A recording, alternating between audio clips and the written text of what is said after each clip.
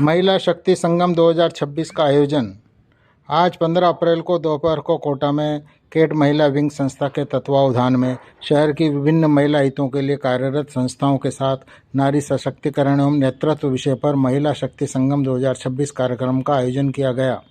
कार्यक्रम की संयोजिका नीलम विजयवर्गीय ने बताया कि केंद्र सरकार द्वारा प्रस्तावित नारी शक्ति वंदन अधिनियम के समर्थन में सिग्नेचर वॉल पर आगंतुक महिलाओं ने हस्ताक्षर किए। कार्यक्रम की विशिष्ट अतिथि वरिष्ठ भाजपा नेता सुमन शर्मा रही और अध्यक्षता लाडपुरा क्षेत्र विधायिका कल्पना देवी ने की। कार्यक्रम में विभिन्न महिला प्रतिनिधियों ने अपने विचार व्यक्त किए।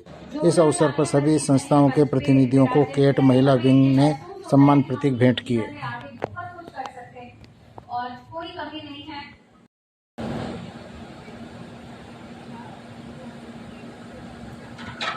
अब हम स्वागत करेंगे सुमन जी नाम का।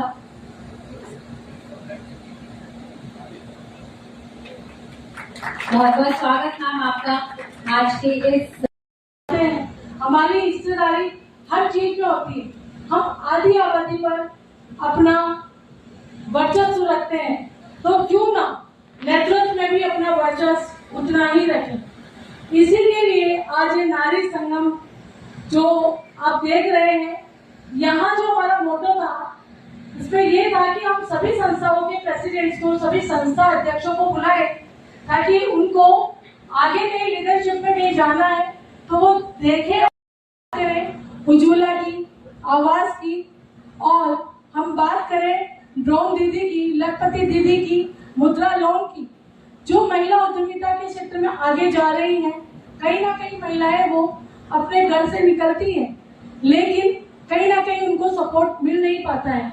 तो माननीय प्रधानमंत्री जी ने उनके लिए ऐसी योजनाएं, ताकि उनको फंड की फाइनेंशियल कोई प्रॉब्लम ना हो, इस प्रॉब्लम को दूर करने के लिए उनके लिए मुद्रा लोन, लखपति दीदी योजना, ऐसी कई योजनाएं बनाई है।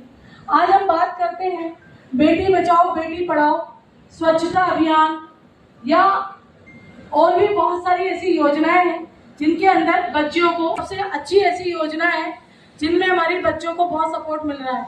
तो मैं चाहती हूँ कि आप भी, हम लोग सब पार्टीज करते हैं, किटीज करते हैं, सारी चीजों में हम लोग जाते आते हैं, पर क्यों ना हम नेतृत्वकर्ता बने, हम नेतृत्व करें।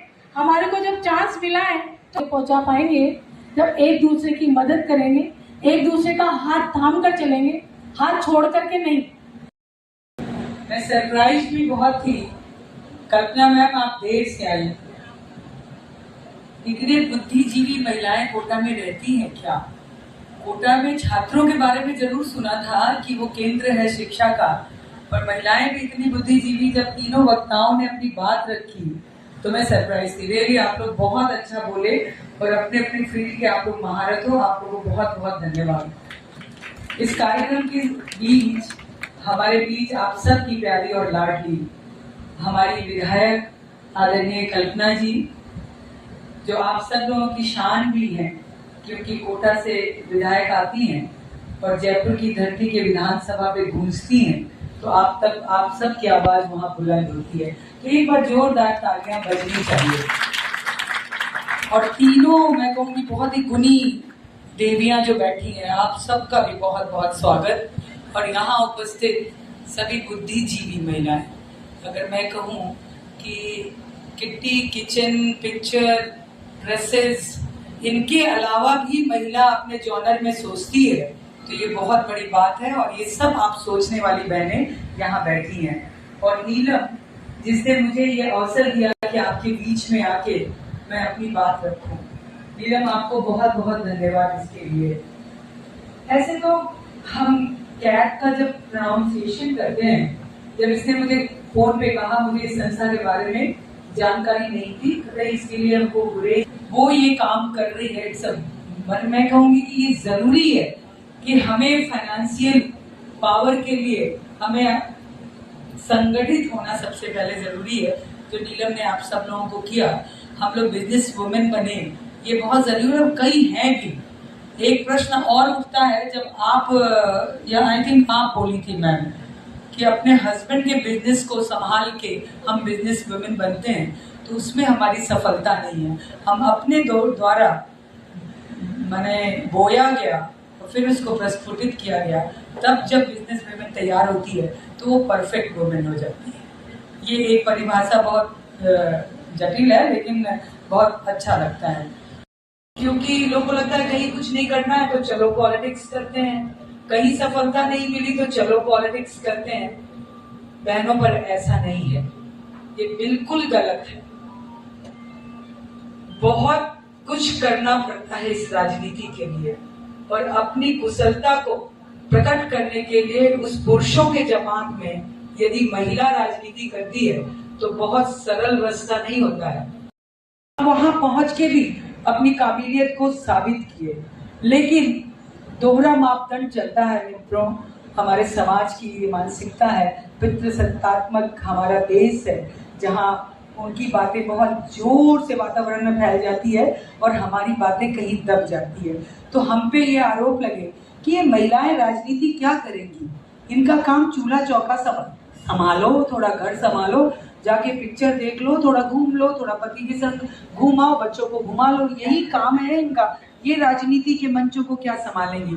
तो हम पे आरोप लगे उन पुरुषों के द्वारा ही कि ये तो सरपंच पति, पार्षद पति या और उससे आगे ये काम नहीं कर सकते, इनके पीछे तो इनके भाई या इनके पति, इनको अधिकार देने से क्या मतलब है, ये काम तो खुद करती नहीं है, क्योंकि इनके पास विवेक नहीं है, इनके पास बुद्धि नहीं है, ये तो अपने पति के कहने में करती हैं काम, ये अपने भाई के कहने में कहती हैं काम, या और भी किसी सहायक के कहने के, माने खुद का निर्णय खुद नहीं लेने की क्षमता। ये दुष्प्रचार बहनों हम लोगों पे किया गया।